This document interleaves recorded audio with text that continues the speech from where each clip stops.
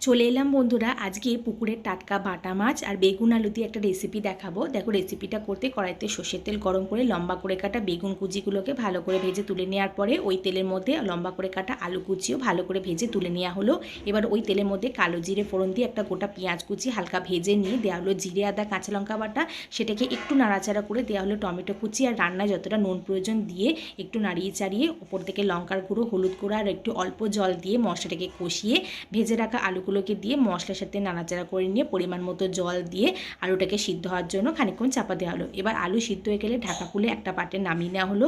এদিকে এই বাটা মাছের মধ্যে নুন হলুদ ভালো করে মাখিয়ে কড়াইতে সর্ষের তেল গরম করে মাছগুলোকে ভালো করে ভেজে নেওয়া হলো। এবার ওই তেলের মধ্যে ঝোলটাকে ঢেলে দিয়ে আর দুটো চেরা কাঁচা লঙ্কা দিয়ে ঝোলটা একটুখানি ফুটিয়ে নিয়ে ভেজে রাখা বেগুন আর ভেজে রাখা বাটা মাছ দিয়ে আরও খানিকক্ষণ ফুটিয়ে নিলেই ঝোলটা একদম তৈরি হয়ে যাচ্ছে। নামিয়ে নেওয়া হলো। গরম গরম ভাত দিয়ে ঝোল খেতে ভালো লাগে, সাথে একটু লেবু রস হলে দারুণ লাগবে।